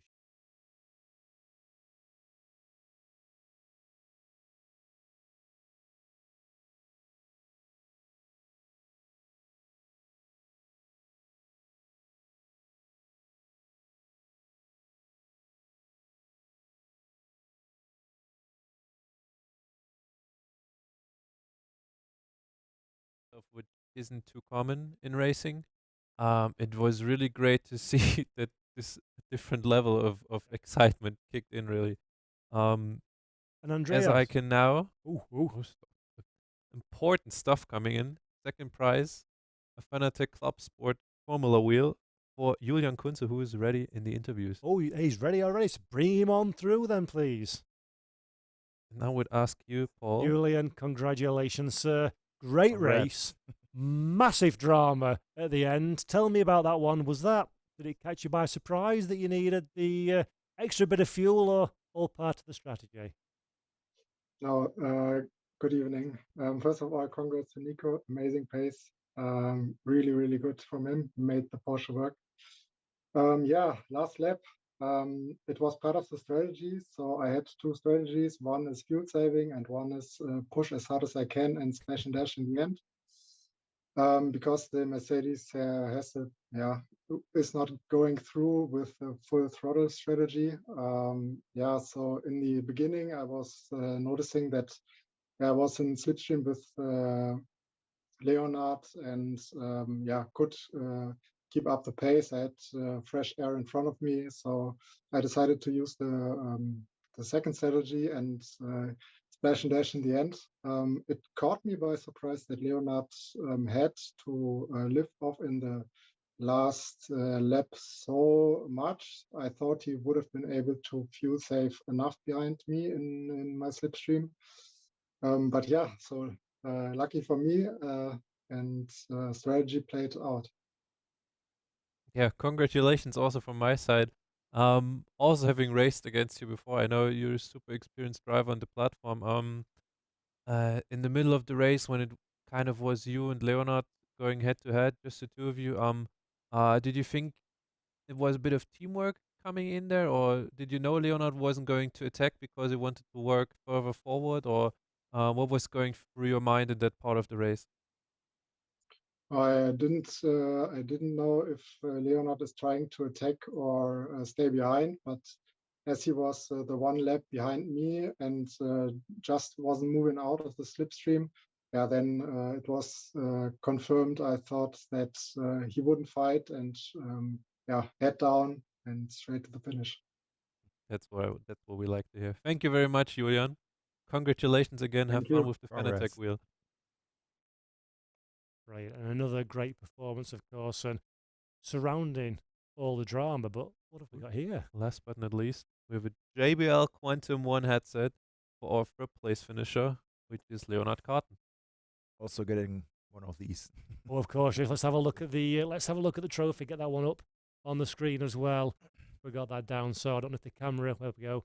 Camera can pick that one up. But a great little trophy, and I believe we've got Leonard available now to give us a few words about what has been a drama-filled final conclusion of the race. So, Leonard, are you there, sir? Oh, we don't quite have him yet, so you'll have to hold that board a little bit longer and do your best. I guess people have a better chance to see it now than in a split-screen interview setting, so... Maybe he needs a drink after this race. Now Leonard is there. I'll hold it for a second. Have a look. Leonard, third position, sir. Congratulations. A massively drama-filled race. Talk me through those final few moments and what happened. Yeah, good evening, guys. I'm still, my heart rate, I think it's just still in the process of calming down. It was such a drama. I never had in my whole sim racing career such a last lap. So I was, like Julian described already, I was pretty close to him throughout the whole race pretty much. I had a couple of mistakes here and there, and that always cost me those extra tenths which I could use to save fuel, but then I had to just use the full engine power and everything to get behind him again so I could save fuel again. And yeah, I was actually really surprised that like the whole race I was asking myself, what the hell is going on? Why can't he push so hard all the time? What's his plan here? And then before the start of lap 10, he just turned into the pit, and I was like, oh, Jesus, I saw my delta. I have still a couple of liters to save. I thought, man, how am I going to do this? I actually worked with pulling the clutch to just get the revs of the engine down, save those extra little drops. And then I always saw him coming closer in the timing sheets, and so much pressure in the end. Yeah, I on the straight I had like 0.0 liters in the delta for fuel, and then he was so close behind me, and I thought maybe I could still defend it into the last corner and pick up second place, but it just wasn't enough. Then I decided to go the safe way. Well, I didn't really decide to go the safe way. I still was really close for the last braking, but it was by the closest of margins. If I maybe had saved 0.1 or 0.2 liters before anywhere in the race, I could have made it. It turned out this way now, but I'm really happy either way. Yeah, great stuff. It's been mentioned that Audi and Mercedes were struggling a bit with fuel. So, is it right that your strategy really was to just adapt how the race is going fuel-wise, or did you already have the plan to go all out, push all race at the start, or what was your thought going into the race? Yeah, that was exactly the difficult thing. In the preparation for the race, I did maybe 2 or 3 60-minute stints where I actually drove the whole race distance. And I always worked with the engine mappings, taking full power out of the corners, and then before braking, using engine mapping 1 and maybe lift and coast in a couple corners. I ended up at maybe 11 point something liters, which was just enough to finish the race. But in the race today, when things sort of settled down and I started getting into the train, I noticed that it wasn't going to be enough. I always need the full engine power to even stay behind the Porsches. And then throughout the whole race, I was just thinking over my strategy. How can I save these extra liters? And yeah. Great stuff. Love to hear that. Congratulations again. Enjoy your headset and take a deep breath now. You deserved it. Congratulations, Leonard. Thank you very much. Time for a drink, I think. Definitely. Time for several drinks, I think, for all those drivers. So a lot of sweat. We said drama. We said it was going to be exciting at the beginning, and it's paid off massively. I think we've got the winners graphic coming up on screen. There we go. That is our top 3 finishers from 60 glorious minutes. I'm going to ask you both. I'm going to put you on the spot very quickly. And I'm going to start with you, Andreas, driver of the day. Who's your pick, sir? Totally, Cody is driver for me, because he stayed at the top. He managed the fuel, and as he stated, and he stated it how he chooses the setup and everything. So for me, Cody is the driver of the day. But it's more than I expected. So this is really thrilling. It's really thrilling, and it's going to the box, and I was just, wow, what's happening now? But I think he's also watching at the fourth place, because he has a little gap to the fourth place, and then I think this was also part of the decision to say, okay, I can go out and come back in again and try to fight. So for me, it was more than it was. Really great race. I love to be here and watch the race. Yeah, great. And congratulations again, also from me to all our participants, and also for all the guys racing, and taking over these great prizes here, and maybe meeting also Cody the first time, maybe at the Nürburgring. Yeah, I gotta say, Cody, man of the night. He was on a mission. Just the way, the detail he explained to us what was going through his mind, what was his approach to the race. So you can see he wasn't coming to play here, and it definitely paid off. And it was something great to witness, I have to say. I think for me, the driver of the day is drivers of the day, and that's the entire field. For keeping it clean, keeping it fair, keeping it respectful, and putting on precious. a sensational show for us in the studio, for everybody watching at home. And actually, on that topic, for everybody watching at home, thank you for tuning into this broadcast. Thank you for being part of the community over the course of this NGK SPARK PLUG Esports Championship. It's been an absolute pleasure to take part in today's broadcast. I can't take credit for any of the other ones, but I was there in spirit, of course. A massive, massive thank you to NGK for being a part of this championship, to RaceRoom Racing Experience, of course, which is a great simulation on the platform that we use for this championship, to JBL, Fanatec, Traction, and of course SX, all for being part of what has been an outstanding series. And don't forget, hashtag Ignite the Track on social media to stay attuned to any news, any information that comes after the course of this race. And the last people I did say thank you to are you two gentlemen for being with me, alongside me, guiding me through what has been a fabulous evening here in Munich. So, Andreas, thank you very much. And Leo as well, thank you for joining me. Thanks for having me. I hope Thank we you. will meet again next year. Same time, same place. For We should do sure, that. for sure. So, late folks at home, thank you all very much. And from us here in the studio, we hope you've enjoyed the show. And until next time, we'll see you all later. And bye-bye. Bye.